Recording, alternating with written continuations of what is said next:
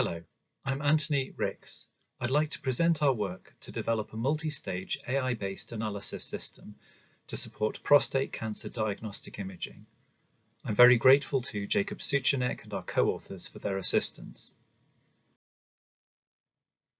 Please note that we have a number of disclosures relating to this work and that the proposed system is currently pending regulatory approval. Prostate cancer is the most common cancer in men in Europe, North America and Japan. Worldwide, 1.4 million are diagnosed and 380,000 die from the disease each year. Compared to earlier methods, pre-biopsy MRI followed by targeted biopsy improves the detection of clinically significant prostate cancer, and throughout this presentation we use the Gleason 3+4 threshold. However, there are continuing issues with overdiagnosis, underdiagnosis, unnecessary biopsies, and variations in achieved quality and consistency.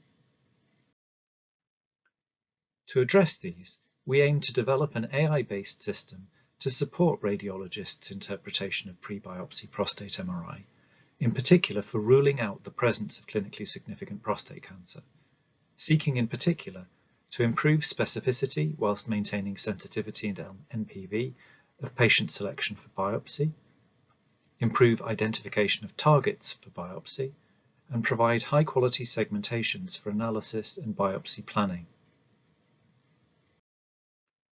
The system utilizes a proprietary multi-stage architecture to produce prostate segmentation, cancer risk estimates, and lesion regions of interest such as those shown here.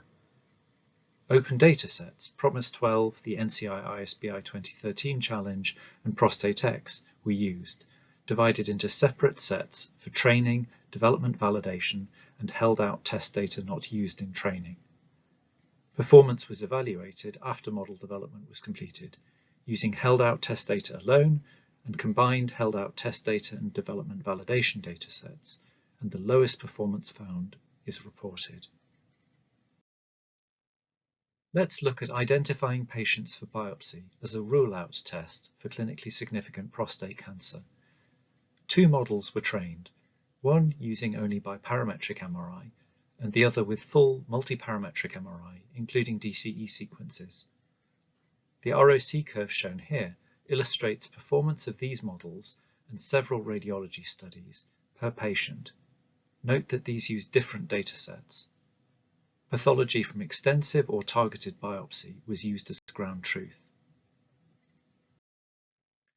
The two models achieved sensitivity of 93%, at specificity of 76% and 78%, NPV of 95%, and AUC of 0.92 and 0.91 respectively.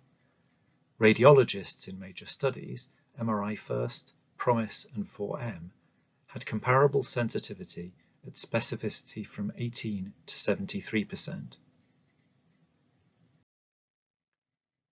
For the task of identifying lesions, the two models were used to process and submit blinded test results to the open Prostate-X Grand Challenge, achieving AUC of 0.84 and 0.85.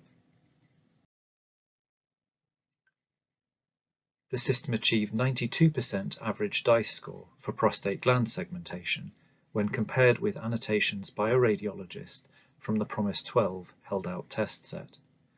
The figure shown here superimposes the prostate segmentation in the blue line over the T2 axial MRI image from a case in the Prostate-X dataset. To conclude, artificial intelligence-based software could support exclusion of clinically significant prostate cancer with high sensitivity, NPV and AUC, assist identification of lesions to target for biopsy, and assist segmentation for analysis and planning. Limitations of these comparisons include methodological differences and small test set sizes.